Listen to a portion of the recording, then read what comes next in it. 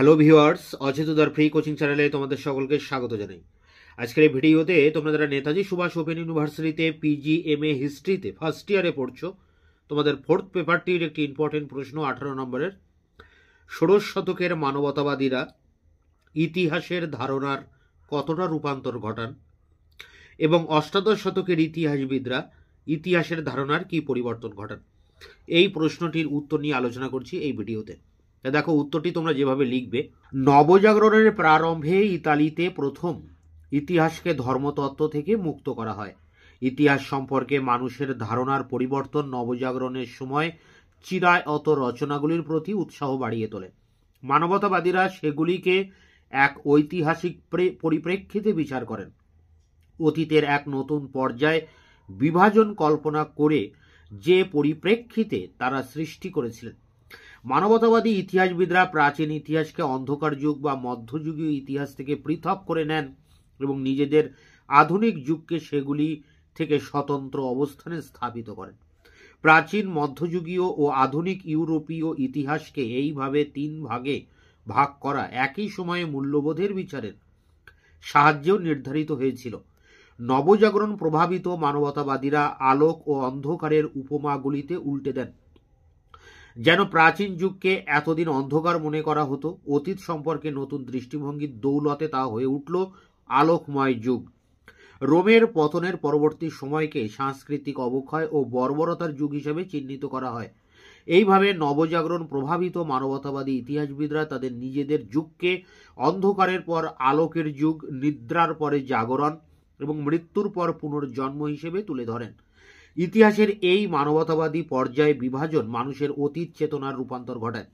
ঐতিহাসিক সমগ্রতাকে প্রাচীন, মধ্যযুগীয় ও আধুনিক পর্যায়ে বিভাজন ইউরোপীয়দের মধ্যে ক্রমশ নিৎসে কথিত ঐতিহাসিক দূরত্বের বিষাদ জাগিয়ে তোলে।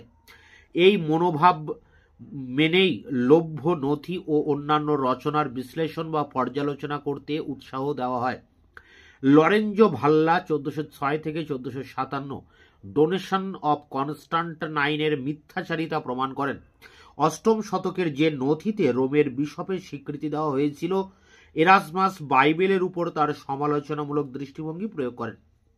1516 সালে তার গ্রিক পাঠ্যাংশের বিখ্যাত সংস্করণের সঙ্গে প্রকাশিত নিউ টেস্টামেন্টের লাতিন অনুবাদে তিনি ফার্স্ট এপিসল অব জন তিনি কমা জোহানেয়াম পঙ্গুক্তিটি বাদ দেন।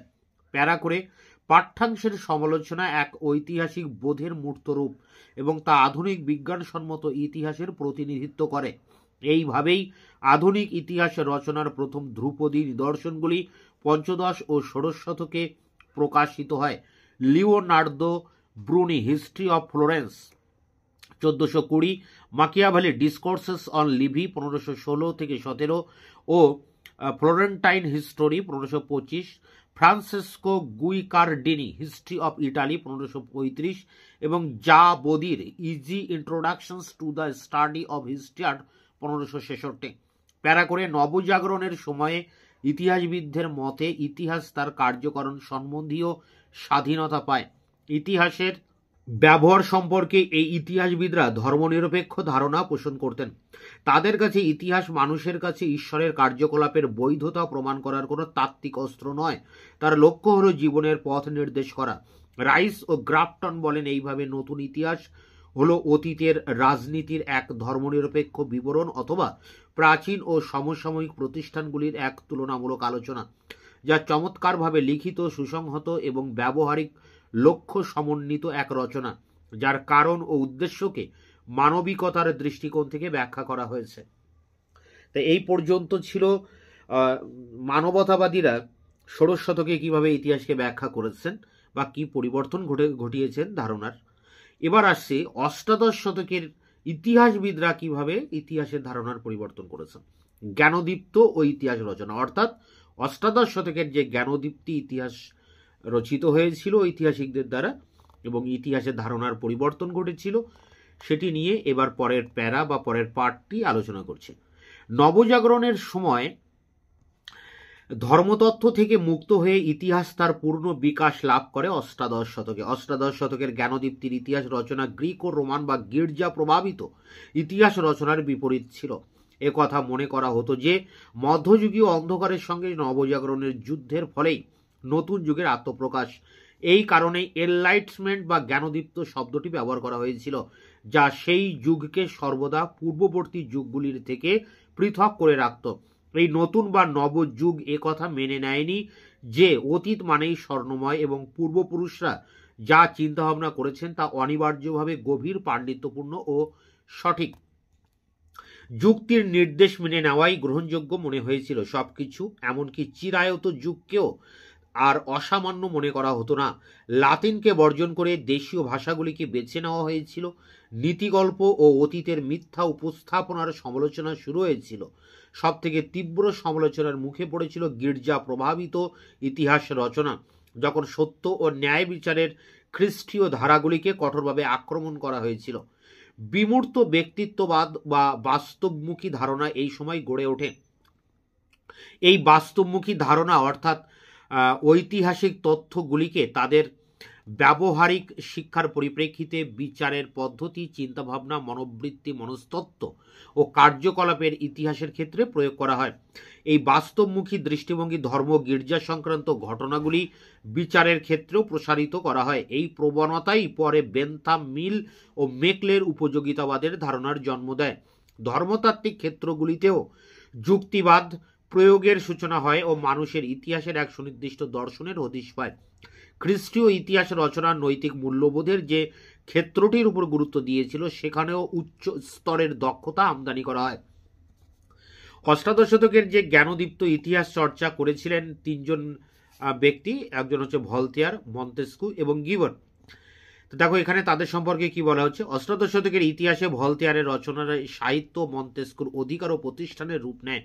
মন্তেস্কুর এক গুরুত্বপূর্ণ রাজনৈতিক তত্ত্বের জন্ম দেন, যা ধর্মতত্ত্ব থেকে ইতিহাসকে মুক্তিকে সম্পূর্ণ করে। তিনি ইতিহাসকে এক স্বশাসিত স্বনির্ভর ক্ষেত্র হিসেবে আবিষ্কার করেন। তিনি এক ঐতিহাসিক চেতনার সৃষ্টি করেন যা প্রধানত অন্তরস্থ কিন্তু অতীন্দ্রিয় নয়, এবং এমন ধারণাগুলি প্রয়োগ করেন যা ধর্মীয় না হয়ে যুক্তিগ্রাহ্য।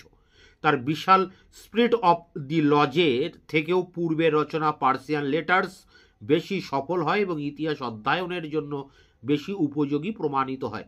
এবার ভলতেয়ার হলেন প্রথম ইতিহাসবিদ যিনি ইতিহাসকে বহিস্থ চর্চা থেকে অভ্যন্তরীণ চর্চার দিকে ফিরিয়ে আনেন। ফ্রান্সে বসনেটের ইউনিভার্সাল হিস্ট্রিতে যে অগাস্তিনীয় ঐতিহ্যের প্রতিনিধিত্ব করছিল, ভলতেয়ার তাকে বিদ্রুপ ও বর্জন করেন এবং এমেরি নেফের ভাষা ঐতিহ্যকে ভেঙে টুকরো টুকরো করেন। তৎকালীন বিশ্বজনীন রচনাগুলির বিরুদ্ধে সংকীর্ণতার অভিযোগ তুলে ইতিহাসের স্থান ও কালের পরিধিকে প্রসারিত করেন। ভারত, চীন ও ইসলামীয় বিশ্ব আগে উপেক্ষিত ছিল। ভলতেয়ারের প্রাচীনত্ব ও সাংস্কৃতিক ঐতিহ্যের কথা স্মরণ করে তাদের ফিরিয়ে আনেন।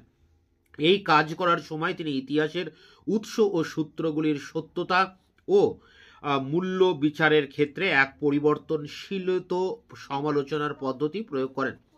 একই ধরনের সংশয় লক্ষ্য করা যায় ব্রিটিশ বহু বিদ্যা বিশারদ এডওয়ার্ড গিবনের মধ্যে, যার 6 খণ্ডের decline and fail of the Roman empire 1776 থেকে 88 সেন্ট অগাস্টিনের খ্রিস্ট ধর্ম সুরক্ষা করার প্রয়াসের সম্পূর্ণ বিপরীত। গিবনের এই গ্রন্থ দ্বিতীয় খ্রিস্টাব্দ থেকে 1453 সালে কনস্টান্টিনোপলের পতন পর্যন্ত এক ধারাবাহিক আখ্যান। একজন পেশাদার ইতিহাসবিদ হিসেবে গিবন লিভি থেকে আখ্যানের রাজকীয়তা, ট্যাসিটাসের কাছ থেকে ঐতিহাসিক অন্তর্দৃষ্টি এবং পলিবিয়াসের থেকে খুঁটিনাটি রচনার পদ্ধতি আহরণ করেন। গিবন বিশ্বাস করতেন যে যুদ্ধ, বিজয়, সাম্রাজ্যের উত্থান পতনই হবে ইতিহাসের প্রধান বিষয়। সামাজিক, সাংস্কৃতিক, আর্থ রাজনৈতিক দিকগুলি হবে আনুষঙ্গিক মাত্র। রোমান সাম্রাজ্যের পতনকে গিবন রাজনৈতিক নীতিবোধের অবক্ষয়ের পরিপ্রেক্ষিতে ব্যাখ্যা করেন। নৈতিক বিকৃতিকে তার চূড়ান্ত পতনের জন্য দায়ী সাব্যস্ত করেন। গিবনের কাছে রোমান সাম্রাজ্য ছিল সভ্যতার এক প্রতীক যা বর্বরতা এবং প্রাক পরিণামবাদী ধর্মের সম্মিলিত আক্রমণের মুখে ভেঙে পড়ে। এরপরে দেখো শেষ প্যারা। গিবনের বহু সীমাবদ্ধতা ছিল। তিনি ঘটনাবলীর কোনো কালানুক্রমিক ও কার্যকারণ সংক্রান্ত ব্যাখ্যা দেননি। এবং সাম্রাজ্যের কাঠামোগত সমস্যাগুলির প্রতি আলোকপাত করেননি। তবু জাস্টিনিয়ান ও ট্রিনিটারিয়ান দ্বন্দ্ব, ইসলামের উত্থান ও রোমান আইনের উৎস সম্পর্কে যার বিবরণ অত্যন্ত চমৎকার, এবং এই কারণেই বিউরি তাকে এক ইতিহাস বিশারদ হিসেবে অভিহিত করেছেন। তিনি তার সময়ের ঊর্ধ্বে ছিলেন এবং সময়কে ছাড়িয়ে গিয়েছিলেন। এই সিদ্ধান্তগুলি পরবর্তী সময়ে পণ্ডিতরা সংশোধন করলেও গিবনের ঐতিহাসিক দৃষ্টিকোণ তার রচনাগুলিকে শ্রেষ্ঠ ইতিহাস রচনার তালিকায় স্থান দিয়েছে। তাই এই ছিল ষোড়শ শতকের মানবতাবাদীরা ইতিহাসের ধারণার কিভাবে রূপান্তর ঘটান এবং অষ্টাদশ শতকের ইতিহাসবিদরা ইতিহাসের ধারণায় কি পরিবর্তন ঘটান, তার 18 নম্বরের কোশ্চেন অ্যান্সার। এটি সংগ্রহ করে পরীক্ষার প্রস্তুতি নাও। দেখা হচ্ছে অন্য কোনো ভিডিও ক্লাসে। ততক্ষণে চ্যানেলকে তোমরা সাবস্ক্রাইব করে রাখবে, বন্ধুদের কাছে শেয়ার করবে এবং ভিডিওটি ভালো লাগলে অবশ্যই এটা লাইক দেবে।